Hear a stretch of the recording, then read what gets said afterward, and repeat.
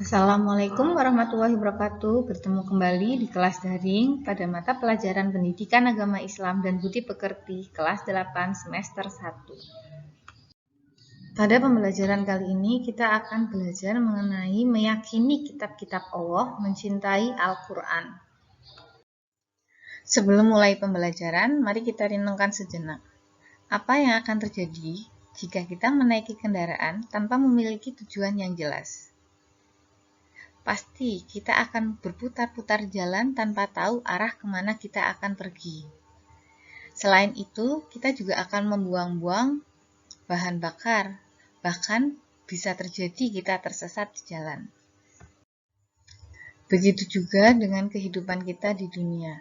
Apabila kita hidup di dunia tanpa tujuan yang jelas, kita hanya akan membuang-buang waktu dengan sia-sia. Dan kita tidak memiliki manfaat, serta kemudian kita akan hidup tersesat. Maka dari itu, Allah SWT menurunkan kitab untuk kita sebagai pedoman hidup. Pengertian iman kepada kitab-kitab Allah SWT. Iman kepada kitab Allah SWT berarti percaya dan yakin dengan sepenuh hati bahwa Allah SWT telah menurunkan kitab-kitabnya kepada para rasulnya. Ajaran yang terdapat di dalam kitab tersebut disampaikan kepada umat manusia sebagai pedoman hidup agar dapat meraih kebahagiaan di dunia dan akhirat. Dengan adanya kitab-kitab Allah SWT ini, manusia dapat membedakan mana yang benar, yang hak, dan mana yang salah, yang batil, mana yang bermanfaat, dan mana yang mengandung mudarat ataupun keburukan. Kitab-kitab Allah ada 4, yaitu yang pertama kitab Taurat diturunkan kepada Nabi Musa alaihissalam, kitab Zabur diturunkan kepada Nabi Daud alaihissalam, kitab Injil diturunkan kepada Nabi Isa alaihissalam, dan yang terakhir kitab Al-Quran diturunkan kepada Nabi Muhammad SAW. Kitab Taurat. Kitab Taurat diturunkan pada abad ke-12 sebelum Masehi. Kitab Taurat diwahyukan kepada Nabi Musa alaihissalam pada abad ke-12 sebelum Masehi. Nama Taurat berarti hukum dan syariat. Pada saat itu, Nabi Musa alaihissalam diutus oleh Allah SWT untuk berdakwah kepada bangsa Bani Israel. Sedangkan pokok-pokok ajaran yang ada dalam kitab Taurat ada 10, yaitu 1. Perintah untuk mengesahkan Allah SWT. 2. Larangan untuk menyembah patung atau berhala. 3. Larangan menyebut nama Allah SWT dengan sia-sia. 4. Perintah menyucikan hari Sabtu. 5. Perintah menghormati kedua orang tua. 6. Larangan membunuh sesama manusia. 7. Larangan berbuat zina. 8. Larangan mencuri. 9. Larangan menjadi saksi palsu. Dan ke-10. Larangan mengambil hak orang lain.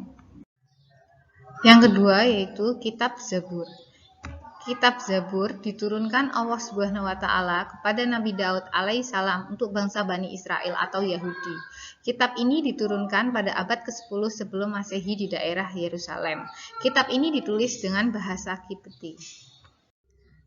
Pokok-pokok ajaran yang ada dalam kitab Zabur.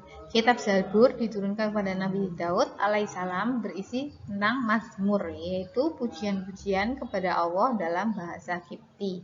Kitab ini tidak mengandung syariat baru karena Nabi Daud diperintahkan untuk mengikuti syariat yang telah dibawa oleh Nabi Musa, yaitu kitab Taurat. Yang ketiga yaitu kitab Injil. Kitab Injil diturunkan kepada Nabi Isa alaihissalam pada permulaan abad 1 Masehi. Kitab Injil diwahyukan di daerah Yerusalem. Kitab ini menjadi pedoman bagi kaum Nabi Isa alaihissalam, yaitu kaum Nasrani.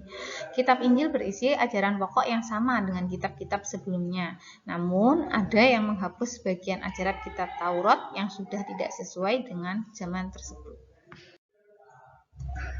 Pokok-pokok ajaran kitab Injil. 1. Perintah untuk kembali mengesahkan Allah SWT. 2. Membenarkan keberadaan kitab Taurat. 3. Menghapus beberapa hukum dalam kitab yang tidak lagi sesuai dengan perkembangan zaman. Dan 4. Menjelaskan bahwa kelak akan datang kembali Rasul setelah Nabi Isa alaihissalam, yaitu Nabi Muhammad SAW. Yang keempat atau yang terakhir yaitu kitab Al-Quran. Kitab Al-Quran merupakan kitab yang diturunkan Allah kepada Nabi terakhir, yaitu Nabi Muhammad SAW. Kitab suci Al-Quran diturunkan Allah sebagai penyempurna dan membenarkan kitab-kitab sebelumnya. Pokok-pokok ajaran Al-Quran ada 5, yaitu yang pertama tentang akidah, yaitu hal-hal yang berkaitan dengan keyakinan seperti mengesahkan Allah, meyakini malaikat-malaikat Allah. Yang kedua tentang akhlak atau budi pekerti, berkaitan dengan pembinaan akhlak mulia dan menghindari akhlak tercela. Yang ketiga yaitu tentang ibadah, yaitu yang berkaitan dengan tata cara beribadah seperti sholat, zakat, dan ibadah yang lainnya.